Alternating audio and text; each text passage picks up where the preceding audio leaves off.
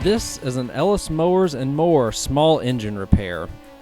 Stay connected on Instagram and Facebook at Ellis Mowers and More. Comments or questions? Leave them below or email me, ellis@ellismowers.com. Parts used in today's repair are found using the links in the description below. And as always, like and subscribe for more small engine content. Today's repair video is going to be on this Troy Bilt TB146EC mini tiller. Pardon the ultrasonic cleaning in the background if you can hear it. I'm cleaning the carburetor for something else. But for this video, we're actually going to replace the carburetor. What I tried to do, I put new fuel lines and stuff on this. It would run, but it would idle, and it wouldn't come off the idle. When these sit for a while, especially with old gas in them, the diaphragms inside of these carburetors get hard and they won't pump gas up. That's what I believe is happening to this one. So, thanks to Hipa, they sent me this carburetor here, and we are going to swap it out. For the price that you can get these, is pretty cost effective to just take the 5-10 minutes to just swap out these things, and that's what we're going to do. This kit in particular, you can buy off of the website, off of Hipa's website, hipastore.com. That share a sale link in the bottom of the description down there also will get you to the home page to buy this. And you get carburetor, spark plug, fuel filter, air filter, and a new gasket if you need it. We should need everything except for the gasket. We'll probably throw the spark plug on it too. So without further ado, let me get the tools I need to get out, and we'll get started on replacing this carburetor. Let's go ahead and get started. We won't need too many tools for this, and it's really exposed here on the outside, which is good. See, this one will pump, it just won't pull gas up or keep gas flowing through the carburetor. So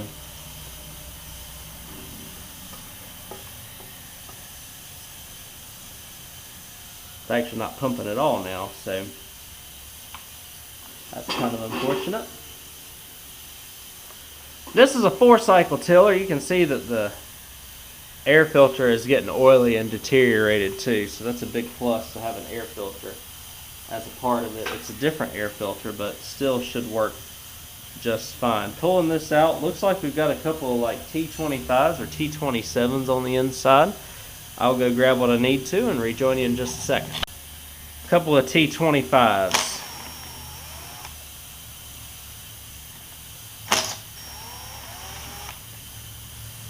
I'd already put a new fuel filter and stuff on this as well, so we just have to get this one off here. Some of these gaskets are a little tricky. Pretty long bolts here as well, so I'll have to be kind of careful taking those off. Let's see, let's pull that off. So that's a little vent line.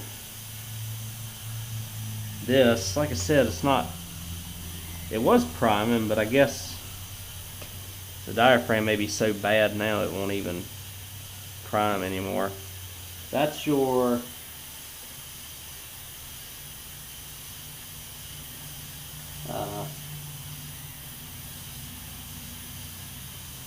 looks like that is your inlet line that went in up top here.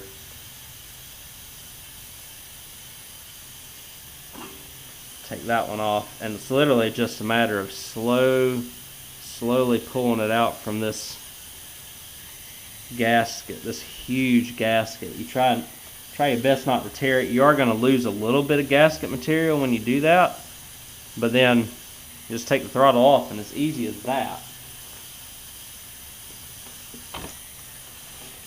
Reinsert this back on. Remember, it kind of goes like this. It's going to go like that. Your outlet should, I thought the outlet went on the bottom and the inlet went on the top here. We'll double check just to make sure.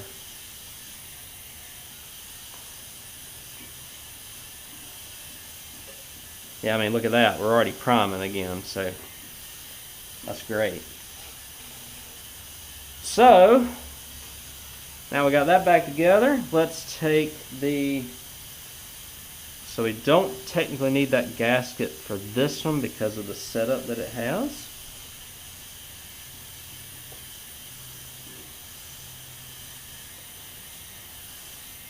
The O-ring is going to fit right on top of that. We're going to put our T25s back in. They're a little bit of a tight fit, so make sure you can get it through all your holes here in the carb. Get them started. Going to be really careful with this impact. You could use a very... Okay, so we're in on that side. Don't need to go crazy with that thing. This is a little 12-volt impact, so don't be getting out your ones that you use to change tires and stuff with.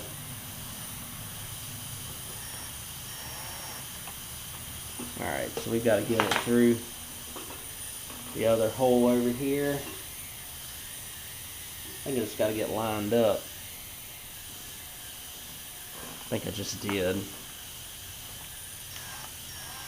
There we go, taking it easy here.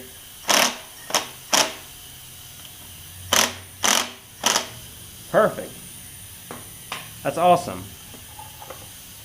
So, next is this air filter. It may not be a direct fit, but it will work for what we need. Sometimes you get these air filters and they're a little bit of a universal application type. And this one's actually one of those, so it may not work when you're dealing with a bunch of different air filter setups for different machines and you're making stuff in bulk. It is sometimes hard to get it right. I run into this all the time with these carburetors. If you need to, just get you a piece of foam or something from a bigger air filter and cut it out. I mean, for what you're paying for the carb, it ain't like it's a huge loss. So we're prime. And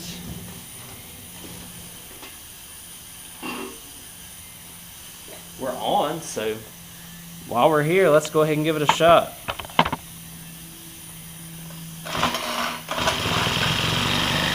Second pull.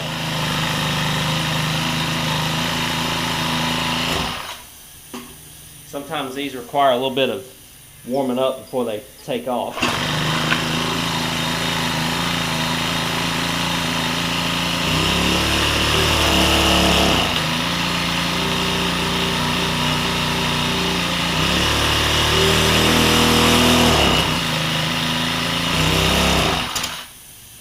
You got to remember, this is something that hasn't been ran in years too, so.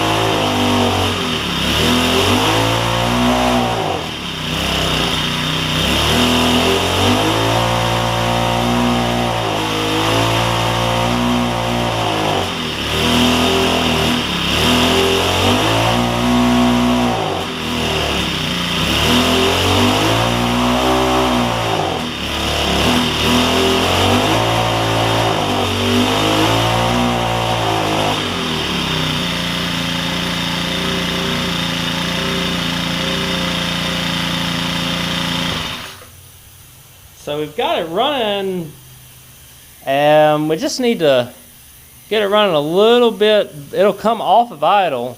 It just won't run at full throttle yet. So let me work on that a little bit, and I'll let you know what I end up doing to get this thing right. I think we had to clear the cobwebs out of it. I've never done it before, but I think there is some sort of adjustment inside of here that you can do with like a small D carb adjustment tool. I cannot find my little carb adjustment tool right now, which should probably make it run a little bit better, but it is running good at full throttle. I'll show you that it can till, and we'll wrap this video up, and I'll tell you my thoughts as to why it seemed like it was so difficult there originally.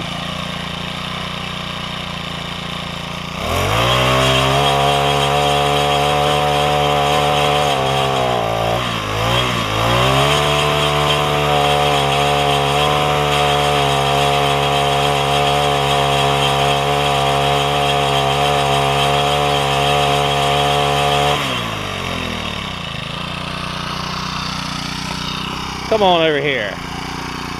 Still a little tilling of my random ground over here.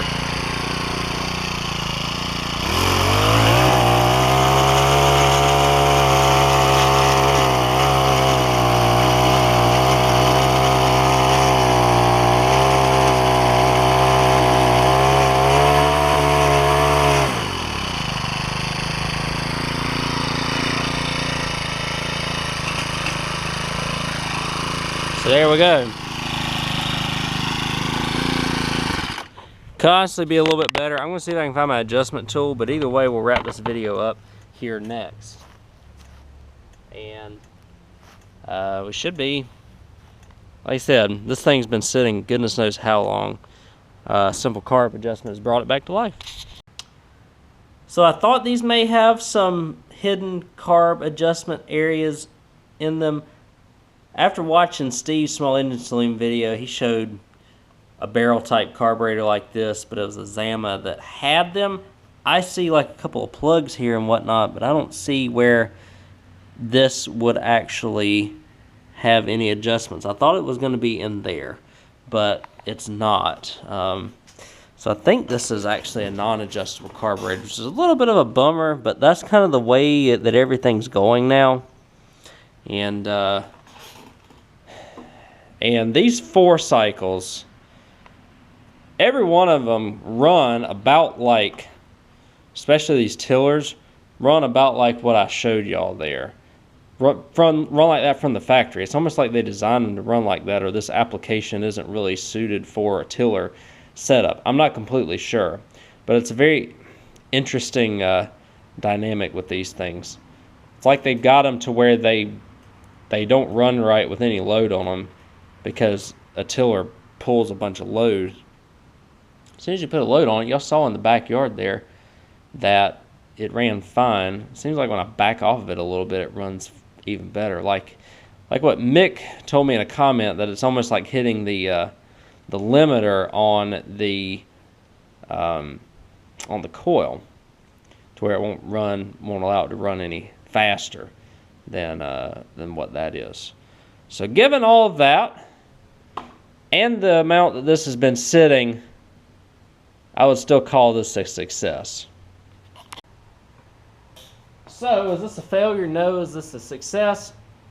Yeah, it could be better, but I don't blame Hipa for it. The machine runs and does what it needs to do. It should be able to do that reliably for a while.